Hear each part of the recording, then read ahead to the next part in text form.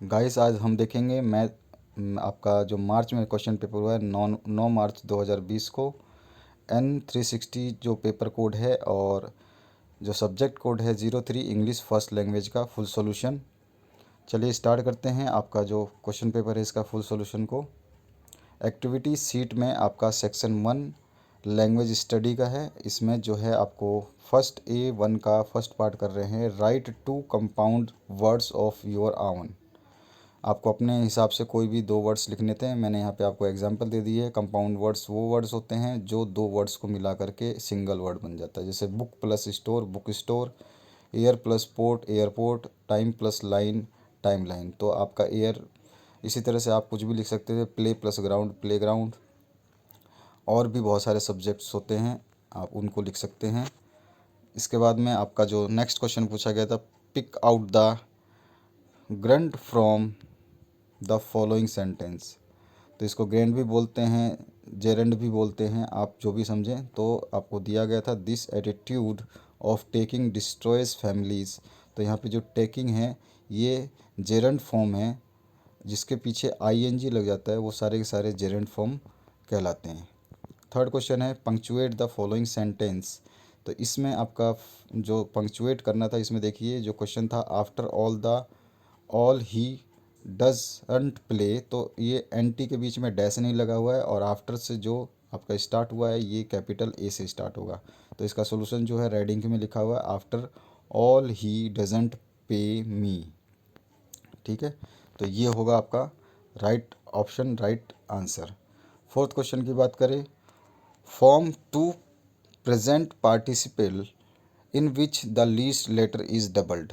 तो आपको फॉर्म करने हैं two present participle in which the last letter is doubled. तो इसमें जैसे कि होता है जिप को करेंगे आप, जिप प्लस आईएनजी लगाएंगे तो जिपिंग हो जाएगा, जिसमें डबल पी हो जाएगा।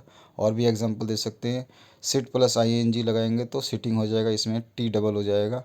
क्लैप प्लस आईएनजी लगाएंगे तो क्लैपिंग हो जाएगा, इसमें पी डबल हो जाएगा। और स्विम प्लस आईएनजी लगाएंगे तो स्विमिंग डबल हो जाएगा, जिसमें एम डबल है। तो इस तरह से आपके जो है ये फॉर्म हैं आपके पार्टिसिपल के, जिसमें लास्ट वर्ड्स जो है डबल हो रहे हैं। और भी बहुत सारे एग्जांपल्स हैं इस तरह के, आप कुछ भी दे सकते हैं। ये आपके पास आइडियल एग्जांपल हमने दिया है, आप कुछ भी लिख सकते थे। पांचवा क्वेश्चन है complete the following words chain of verb. अब इस चैन को आपको कंप्लीट करना है। जैसे अंताक्षरी खेलते हैं तो अंताक्षरी के लास्ट का वर्ड जो होता है आपका, उसी से गाना गाना पड़ता है। तो इस तरह से ये भी है। एग्जमाइन लिखा हुआ है तो एग्जमाइन ई से ख़त्म है तो ई से स्टार्ट करना है आपको। तो ई से ईट कर सकते हैं। अब ईट टी से ख़त्म हुआ है तो टी टॉक हो जाएगा। टॉक के से ख़त्म हुआ है तो के से कीप कर सकते हैं। और आप कैप्ट कर सकते हैं, आप नाइफ कर सकते हैं, आप जो भी लिखना चाहें वो लिख सकते हैं। और जो अक्षर आपका फिर ख़त्म होगा, ये लास्ट वर्ड जो भी होगा, पी से प्लेस लिख सकते हैं, पीकॉक लिख सकते हैं, पाइनएप्पल लिख सकते हैं, कुछ भी लिख सकते हैं। तो इस तरह से आपको ये वर्ड्स बनाने थे। अब do as directed any two. First है change the following sentences into indirect speech. तो Robert ask John how old are you, I am 13 years old, she replied.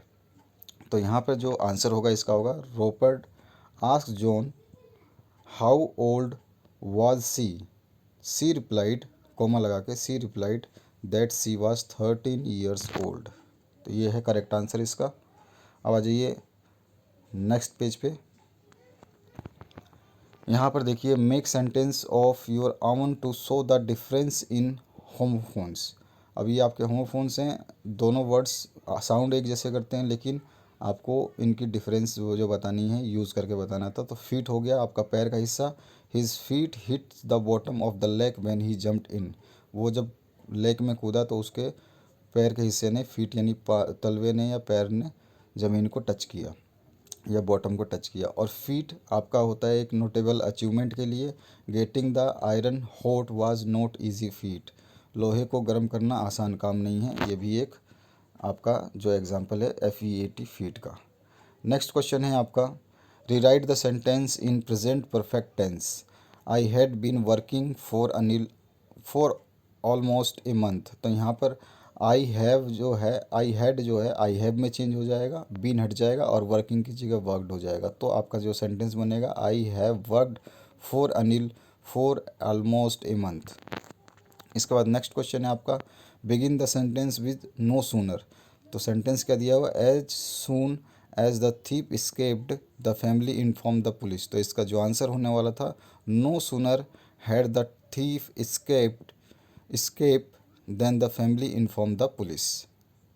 इसके बाद में सेकंड आ जाइए, change the following sentences into positive and comparative degrees. आपको positive और comparative दोनों degrees में चेंज करनी है, तो मैंने अलग अलग लिख दिया है।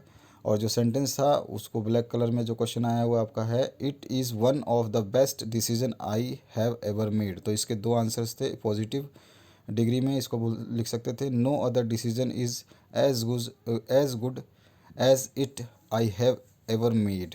ये पॉजिटिव डिग्री में हो गया। और इसका अगर कंपैरेटिव डिग्री की बात करें तो it is better than any other decision I have ever made. यहाँ पे कंपेयर कर दिया। तो ये है आपका इसका सॉल्यूशन। अब आ जाइए सेक्शन सी में, सेक्शन बी में या सेकंड में, टेक्सुअल पैसेज के अंदर, जिसमें आ जाएगा आपका reading skill, vocabulary and grammar. तीनों चीज़ों को देखते हैं। तो सबसे पहले read the following passage and do the activities. तो relate the following actions with the king and hermit. यहाँ पे डिगिंग है, लर्निंग थिंग्स हैं, ब्रीथ हैवली है, आस्किंग क्वेश्चंस है। तो आपको सबसे पहले ये पैसेज पढ़ना है। यहाँ पर ये है आपका पैसेज, ये देख लीजिए, इसको आपको पढ़ना है। और इसके पढ़ने के बाद में आपको पूरा ये पैसेज है आपका यहाँ तक, ये है पूरा पैसेज आपका, एक स्क्रीन पे आप देख रहे हैं, ये पूरा पैसेज आपको पढ़ना है। उसके बाद ये सारे के सारे क्वेश्चंस जो पूछे गए उनको आंसर देना, रिलेट करना है। तो डिगिंग किससे रिलेटेड है, तो चलिए किंग से रिलेटेड है, किंग से रिलेटेड है लर्निंग थिंग्स और आस्किंग क्वेश्चन। और हरमित से रिलेटेड है डिगिंग एंड ब्रीथ हैविली। जब आप इस पैराग्राफ को पढ़ेंगे तो आपको इसका आंसर मिल जाएगा। इसके बाद में आ जाइए नेक्स्ट, इसी पैराग्राफ से क्या क्वेश्चन पूछा जा रहा है, state whether you agree disagree with the following statement. तो इस पैराग्राफ को फिर से पढ़ना है आपको, और जो स्टेटमेंट्स दे रखे हैं उन स्टेटमेंट्स को देखना है कि वो सही हैं, एग्री हैं आप या उससे नॉन एग्री हैं। क्योंकि आप डिसएग्री हैं तो अगर इस पैसेज में उसका आंसर सही नहीं है तो उसी के हिसाब से देना है। तो आपके जो 4 क्वेश्चन से इसमें पूछा गया है, the hermit was strong and agile, तो यहाँ पे डिसएग्री आ जाएगा। उसके बाद the king came to the hermit to ask 3 question, तो एग्री है। उसके बाद में the hermit handed over the spade and sat down, तो ये भी एग्री है। और the king wasn't feeling sorry for hermit, ये डिसएग्री। तो आपका लास्ट वाला और फर्स्ट वाला डिसएग्री और बीच वाले दोनों एग्री। इसके बाद आ जाइए नेक्स्ट जो क्वेश्चन है, solve the cross word puzzle using words from the passage referring in the clues given. तो क्लूज नीचे दे रखे हैं, यहाँ 4 क्लूज हैं। फर्स्ट है रीस्टार्ट या स्टार्ट अगेन। रीस्टार्ट करना या स्टार्ट अगेन को रिज्यूम भी बोलते हैं, जो कि आपके पैराग्राफ में यहाँ पर मैंने येलो टिक कर रखा है, यहाँ पे देखिए रिज्यूम। ठीक है, इसी तरह से चारों ऑप्शंस को मैंने टिक कर दिया, हर्मिट, वाइज, रिज्यूम और स्पेड। अब यहाँ पे इनको भरना था हमें। तो सबसे पहले पार्ट में हमने वर्टिकली भरा रिज्यूम, फिर दूसरा हमने भरा ए टूल फॉर डिगिंग। तो आपका दूसरा है सेग आपका हो गया हर्मिट, सेकंड में वर्टिकली भर दिया हमने। और थर्ड आपका ए टूल फॉर डिगिंग हो गया स्पेड, थर्ड में आ गया आपका। और फोर्थ है इंटेलिजेंट को वाइस भी बोलते हैं, तो फोर्थ का वाइस। तो ये आपका आंसर था। इसके बाद आ जाइए नेक्स्ट A4 पे, डू एज डायरेक्टेड। तो यहाँ पे पूछा गया, when the king arrived the hermit was digging the ground, name and identify the subordinate clause. तो सबऑर्डिनेट क्लॉज को मैंने डार्क कर दिया ग्रीन कलर में, यही है व्हेन द किंग अराइव्ड, ये सबऑर्डिनेट जो है आपका सबऑर्डिनेट क्लॉज है। सेकंड है the hermit listened to the king but said nothing, rewrite the sentence and begin with though. तो आपको दो से स्टार्ट करना है और उस सेंटेंस को पूरे को एज इट इज़ लिख देना है। तो यहाँ पे आंसर लिखा हुआ है, though the hermit listened to the king but said nothing, that is the correct answer. A5 की बात करें, whom do you consider your guide when you are in difficulty and why. तो इसके तो बहुत सारे मतलब आंसर हो सकते हैं। आप किसको अपना गाइड समझेंगे, आप पेरेंट्स में से समझ सकते हैं, अपने ब्रदर को समझ सकते हैं, अपने टीचर को समझ सकते हैं, आप सिस्टर को समझ सकते हैं, किसी को भी समझ सकते हैं, फ्रेंड को समझ सकते हैं। तो उसके हिसाब से आपको आपको जो डिफ़िकल्टीज जो आप करेंगे तो उसके हिसाब से आपको यहाँ पे एक अचीवमेंट छोटा सा लिखना था। तो 2 लाइन की जो चीज़ थी वो आप लिख सकते थे, अपने हिसाब से लिखना था। तो नेक्स्ट क्वेश्चन पे मूव करते हैं, पेज नंबर 5 पे। यहाँ पर है read the following passage and complete the activities. तो आपको सबसे पहले मैं आपको पैसेज दिखा देता हूँ। यहाँ पर पैसेज जो है ये है, इस पैसेज को आपको पढ़ना था। मैरी कॉम का है। Mary Kom was born in Kangathei village. तो इसका आपको कांथेई विलेज में उसका जन्म हुआ था। और Lakhmi is Chandrapur district of rural Manipur, Manipur में है वो जगह। और उसके बाद में उसके फार्मर्स थे, जो उसके पेरेंट्स थे वो टीनेंट फार्मर्स थे और वो झूम फील्ड में काम करते थे। उसके अलावा उसको जो कोचिंग दी थी चाइल्डहुड में वो डिंको सिंह ने दी थी। और इसके अलावा जब उसने इंटरनेशनल डेब्यू किया था तो वो 18 साल की थी। और उसके अलावा इसमें she is a legend for sure and the ideal of sports women to look up to. तो इस तरह से ये पूरा का पूरा पैराग्राफ है, ये आपको पढ़ना था पहले। और इसके बाद में इसके क्वेश्चंस को देखते हैं। तो सबसे पहला क्वेश्चन पूछा गया, which state does Mary Kom belong to. तो इसका आंसर अभी अभी देखा हमने, मणिपुर है। Second, who inspired Mary Kom to choose boxing as a career. तो इसको डिंगो सिंह ने जो इंस्पायर किया था। और इसके बाद में जो थर्ड क्वेश्चन है इसमें पूछा गया, व्हाट वर हर पेरेंट्स। तो टीनेंट फार्मर्स थे उसके पेरेंट्स। इन सभी वर्ड्स को मैंने हाईलाइट कर दिया पैराग्राफ में। When did Mary Kom make her international debut boxing. तो वो 18 साल की उम्र में किया है। यहाँ पर देखिए आपको ग्रीन कलर में जो भी है ऑप्शंस को हमने मार्क किया हुआ है। इसके बाद में चलिए नेक्स्ट क्वेश्चन क्या है, what difficulty did Mary Kom face in her childhood. तो सी आप फर्स्ट पैराग्राफ से आपको मिल जाएगा इसका पूरा आंसर। तो उसी में से आपको चूज़ करके लिखना था, मैं बता देता हूँ। She came from a poor family, she born in village Kangathei और her parents were farmers. She grew up in humble surrounding helping her parents with farm related chores, going to school and learning ethics initially and later boxing simultaneously। तो ये आपका answer था। इसके बाद में आ जाइए, find out one word for the following from the passage. तो इसके हिसाब से आपको जो यहाँ पे दिया गया, फर्स्ट का होगा शिफ्टिंग कल्टीवेशन का हो जाता है झूम, झूम को शिफ्टिंग कल्टीवेशन भी कहते हैं। उसके बाद में सेकंड आ गया आपका स्ट्रेंथनेड, तो इसको रेनफोर्समेंट में ही कहते हैं, इसका सिंगल वर्ड है। और फर्स्ट पब्लिक अपीयरेंस मतलब डेब्यूट होता है, फर्स्ट डेब्यू हुआ है जिसका मतलब कोई पहली बार बड़ा मैच खेलता है या पहली बार मतलब वो ऑडियंस के सामने पहली बार आता है, उसको डेब्यूट कहते हैं उसको। और वन हु मेक्स हिस्ट्री उसको लीजेंड कहते हैं। ये सारे चारों वर्ड्स आपके यहाँ पर मैंने येलो कलर में मेंशन कर दिए हैं, देखिए, झूम, डेब्यूट, रेनफोर्समेंट एंड लीजेंड। तो ये आपके आंसर्स थे इसमें, ये सारे पैराग्राफ से ही आपको देने थे। अब B4 है डू एज डायरेक्ट का, डायरेक्टेड। तो यहाँ पे पहला पूछा गया, rewrite the sentence using an infinitive. तो she started competing at international level. तो यहाँ पे हो जाएगा she started to compete an international level, इसका सही आंसर। उसके बाद सेकंड है रीराइट एज एक्सक्लेमेटरी सेंटेंस बनाना है आपको। हर फादर वाज ए कीन रेस्लर। तो व्हाट ए कीन रेस्लर हर फादर वाज, और वहाँ पे आपका एक्सक्लेमेटरी का जो आपका साइन है वो लगाना पड़ेगा। तो ये है इसका राइट आंसर। उसके बाद में B5 में है sports are important in our life. Elaborate करना है, तो आपको इसको एलिब्रेट करने के लिए आप अपने हिसाब से, कोई खो खो खेलता है, कोई क्रिकेट खेलता है, कोई बास्केटबॉल खेलता है, कोई चेस खेलता है, तो जो जिसको चाहे उस हिसाब से आप लिख सकते हैं और उसके बारे में बता सकते हैं। और सबसे पहले आपको बताना है कि ये आपके लिए कितनी इम्पोर्टेंट है, यानी कि स्पोर्ट्स मेन थिंग तो आपको फिट एंड फाइन रखते हैं, आपकी मेंटल स्टेबिलिटी को बढ़ाते हैं, और बहुत सारी चीज़ें आप लिख सकते हैं।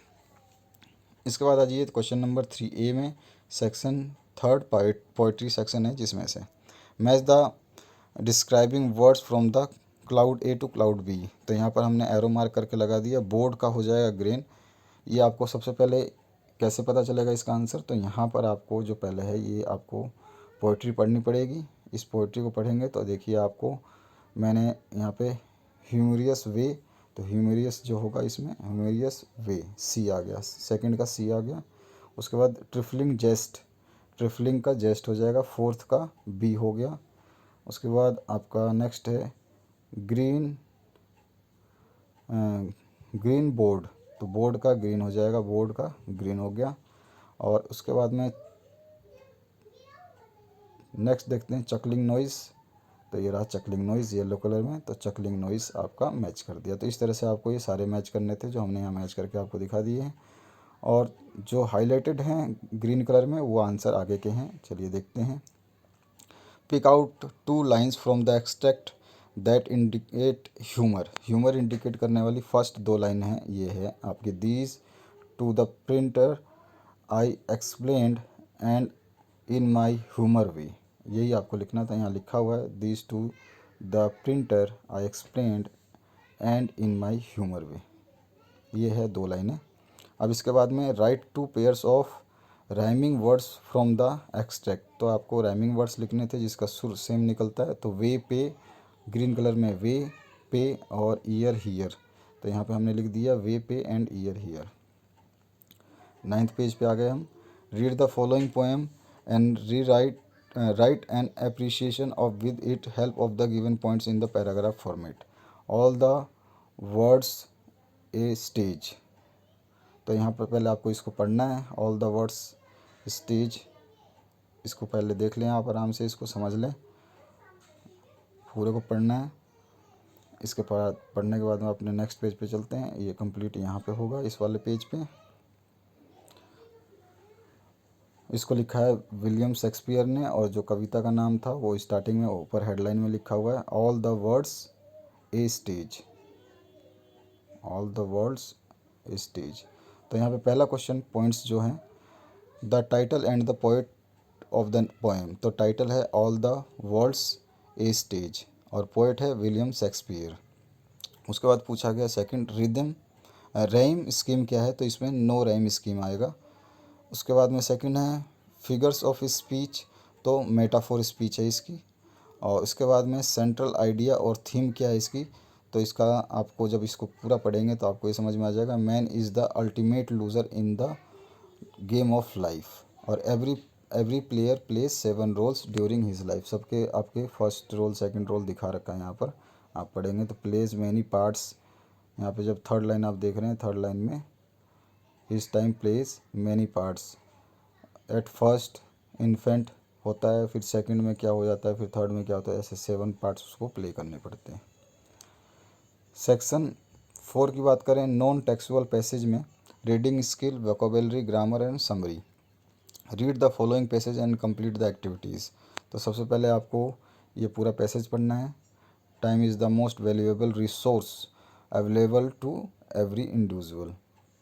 ये आपको पूरा पढ़ लेना है यहाँ तक। इसके बाद में हम आंसर इसके देखेंगे। चलिए अब इसके आंसर्स देखते हैं। सबसे पहला है आपको ट्रू एंड फॉल्स बताना है, तो इस पैसेज को पढ़ने के बाद में इस जो लाइनें दे रखी हैं इसमें बताना था। Time is the most valueless resource, तो वैल्यूलेस रिसोर्स तो नहीं है, पहला ही फर्स्ट लाइन बता रहा है time is the most valuable है, तो ये फॉल्स हो गया आपका। सेकंड जो है the importance of time management is self evident, तो ये बिल्कुल ट्रू है, बीच में लिखा हुआ है ये। उसके बाद में नेक्स्ट है allow the time to flow and pass away, तो ये फॉल्स है। इसके बाद टाइम नेचर इज़ क्लियर, तो ये भी फॉल्स है। इसके बाद में आ जाइए नेक्स्ट जो क्वेश्चन देखते हैं इस पैराग्राफ का ही। यहाँ पे what are the secrets of a good time manager, तो यहाँ पर आप देखेंगे secrets of good time manager का यहाँ पर लिखा हुआ है आपको पूरा का पूरा ये इस पैराग्राफ में। Lies in successful identity and eliminating time wasting activities with effective and efficient utilization of time. In order to be a good time manager, grab the time, utilize it properly and invest into a productive work. यही लिखा है यहाँ पर।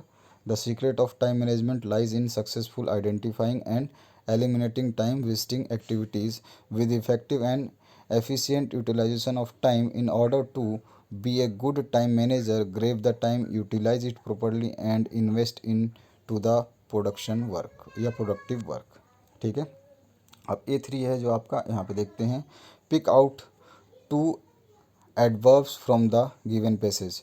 तो आपको इस passage में से 3 एडवर्ब्स निकालने थे। तीनों एडवर्ब्स को मैंने ग्रीन कलर में कर रखा है। इसमें क्वांटिटेटिवली हो जाएगा, अकॉर्डिंगली हो जाएगा और सक्सेसफुली हो जाएगा। ये तीनों में से आप कोई भी 2 लिख सकते थे। तो यहाँ पे मैंने यहाँ पे येलो कलर में हाईलाइट कर रखा है, क्वांटिटेटिवली, अकॉर्डिंगली और सक्सेसफुली। इसके बाद में आ जाइए सेकंड क्वेश्चन बोल रहा है write the root word for the following. तो इसका रूट वर्ड लिखना है यूटिलाइजेशन। यूटिलाइजेशन यानी कि ग्रेव द टाइम। और फिर एंटरटेनमेंट हो गया टाइम टू फ्लो। इन दोनों को भी हाईलाइट कर रखा है यहाँ पर हमने येलो कलर में, grave the time and time to flow. तो ये आपको यहाँ पे ये चीज़ लिखनी थी, grave the time and time to flow. अब इसके बाद में डू एज डायरेक्टेड। तो rewrite the sentence using not only but also से।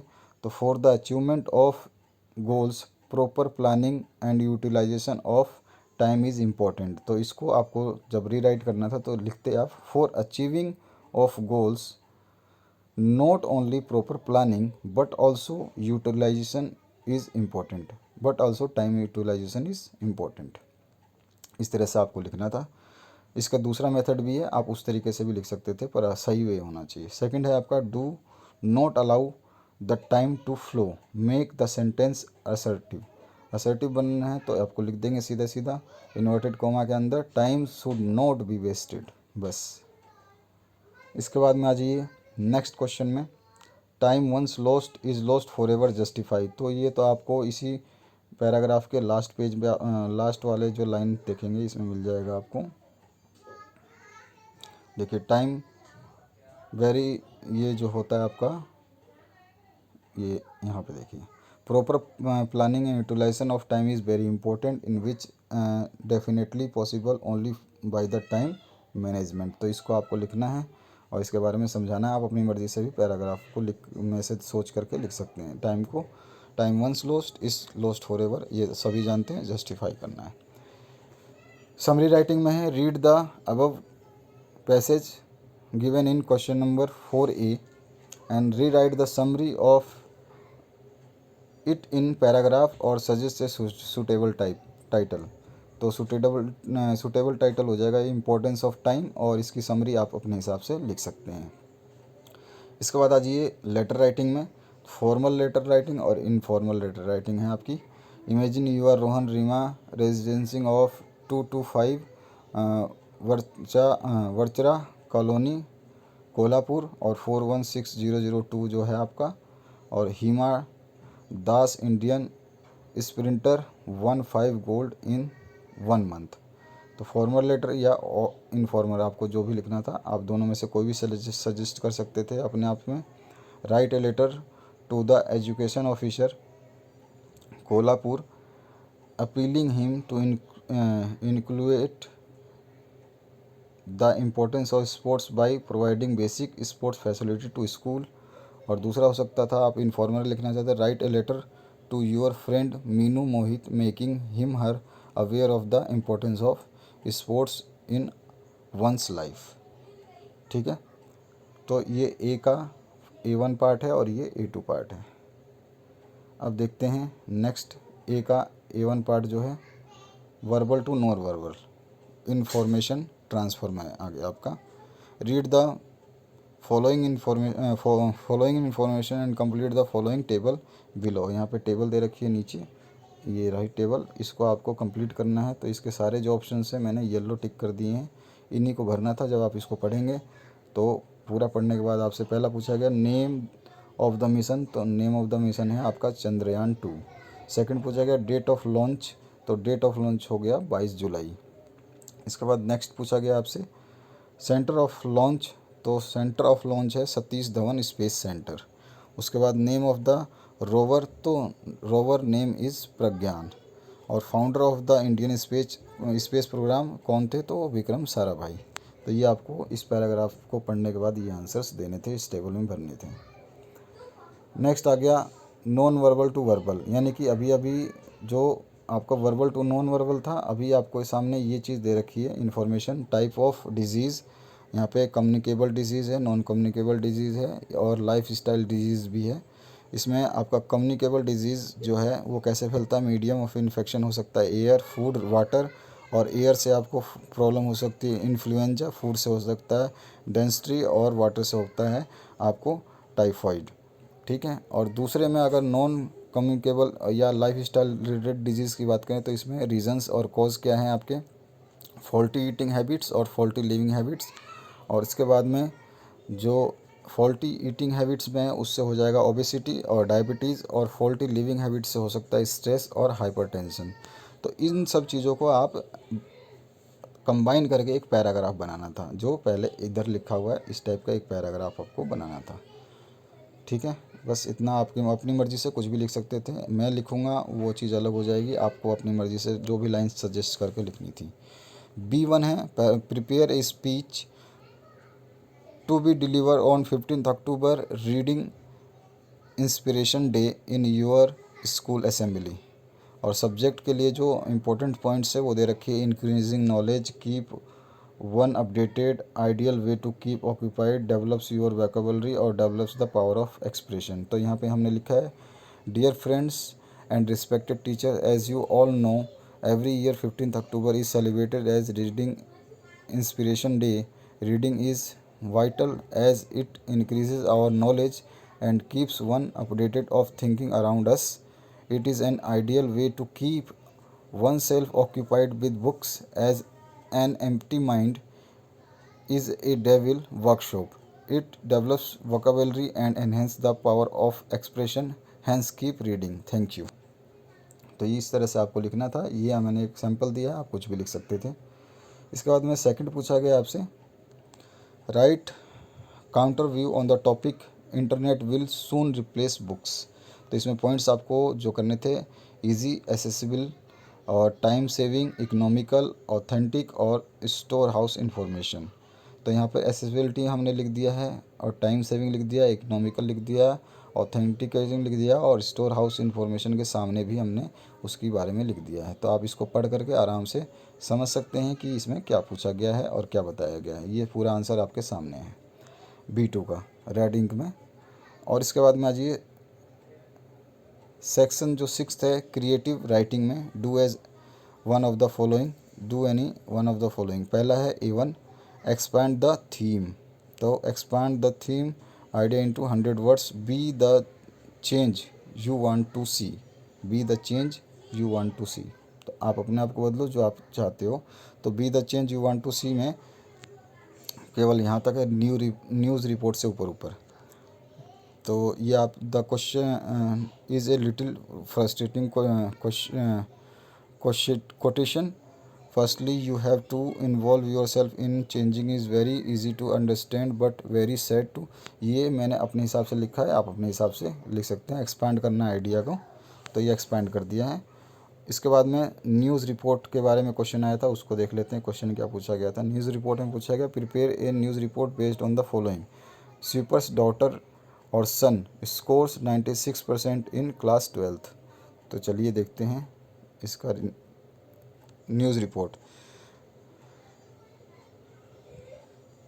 Sweepers daughter scores 96%। तो in the recently concluded class 12th CBSE exam, Risha Pal, the daughter of ordinary sweeper Ramesh Pal, has scored 96% marks. The news broke as a surprise to everyone as it transformed people's mind towards ordinary people who are always neglecting and sidelined in the social strat. Or the girl has not only made her parent proud but the entire nation by showing the real potential and talent can be out from every difficulty। तो इस तरह से आपको ये पूरा का पूरा लिखना था और लास्ट में लिख देना था भाई राम या भाई मोहन, जो भी आप नाम लिखना चाहें अपना लिख सकते थे। तो इस तरह से एक न्यूज़ रिपोर्ट तैयार होती है। मैंने आपको लिख दिया, यही फॉर्मेट होता है, बस आप इसमें लैंग्वेज चेंज कर सकते हैं। डॉटर की जगह सन ले सकते हैं क्योंकि दोनों ऑप्शंस आपको दे रखे हैं। नेक्स्ट है स्टोरी लाइन, आपको बतानी है। तो स्टोरी क्या पूछी गई थी, और ऑप्शन में आया नरेट बी ऑप्शन में आ गया, develop an story in about 180 to 100 words with the following beginning with a suitable title देना है आपको। He boarded the train happily and he search his pocket for the ticket and found dash dash dash. अब यहाँ से आपको start करना है कि आपने जो लाइन यहाँ से छोड़ी गई है यहाँ से आगे की कहानी क्या होगी। तो यहाँ पर देखिए story, he boarded the train happily and search his pocket for the ticket and he found there was no ticket. He was worried and started searching for it around himself. Then he remembered that he had placed his ticket in his suitcase. He opened up the suitcase at once and started searching for the ticket. तो इस तरह से आपको ये पूरा का पूरा story बनानी थी, लिख देनी थी। अब चलते हैं, आपका नेक्स्ट जो है और ऑप्शन में आया हुआ है, narrate an experience in 80 to 100 words with the following ending given suitable title dash dash dash I promise myself to work harder in order to achieve success। तो यहाँ पर हमने एक दे दिया है, आपका लास्ट क्वेश्चन है ये। तो यहाँ पे दे दिया है computer is my dream. Suppose करिए हमने एक सूटेबल टाइटल ले लिया, कंप्यूटर इज़ माई ड्रीम। तो when I was small I had no interest in other subject rather than the computers. When I used to go the computer lab during my lab classes, I would run and go there taking the seat where the internet connection was there and wanted to do something extraordinary. I used to get good marks in computer, but I was poor especially in second language and math. But later after some classes I was degrading and the exams were also approaching. So I promised myself to work hard in order to achieve success। इस तरह से आपको एक लिखना था और आपको एक पैराग्राफ बनाना था। ये मैंने एक आइडियल आपको एग्जांपल दिया है, आप किसी भी फील्ड में बना सकते थे, कोई भी सूटेबल टाइटल ले सकते थे। तो आशा करता हूँ ये वीडियो आपको समझ में आई होगी, पसंद आई होगी। Thank you very much for watching this video.